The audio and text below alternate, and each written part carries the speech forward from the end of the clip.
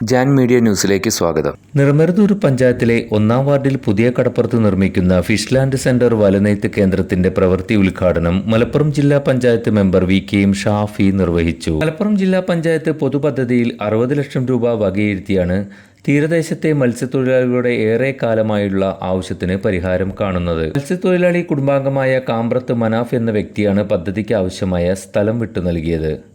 സമയബന്ധിതമായി പദ്ധതി പ്രവർത്തനങ്ങൾ പൂർത്തീകരിച്ച് നാടിന് സമർപ്പിക്കുമെന്ന് ജില്ലാ പഞ്ചായത്ത് മെമ്പർ VK ഷാഫി പറഞ്ഞു. ചടങ്ങിൽ ഗ്രാമപഞ്ചായത്ത് പ്രസിഡന്റ് ഇസ്മയിൽ പുതുശ്ശേരി അധ്യക്ഷത വഹിച്ചു. Block panchayat president K Salmath മുഖ്യാതിഥിയായി പങ്കെടുത്തു.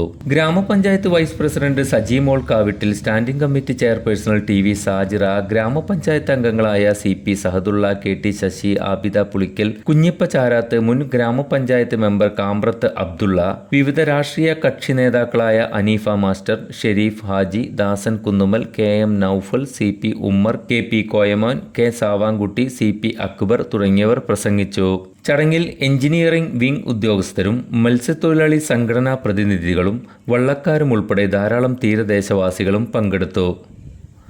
Media news Tirur. മുയൽ വാഴുമിടം, പണം വാരുമിടം, Ashiyana rabbit farm. Ashiyana rabbit farm municipal സ്റ്റേഡിയത്തിന് മുൻവശം, Thazhepalam, Tirur, Malappuram. Phone 049424290205, mobile 9895297205. Website www.ashiyanarabbitfarm.com. Email office@ashiyanarabbitfarm.com.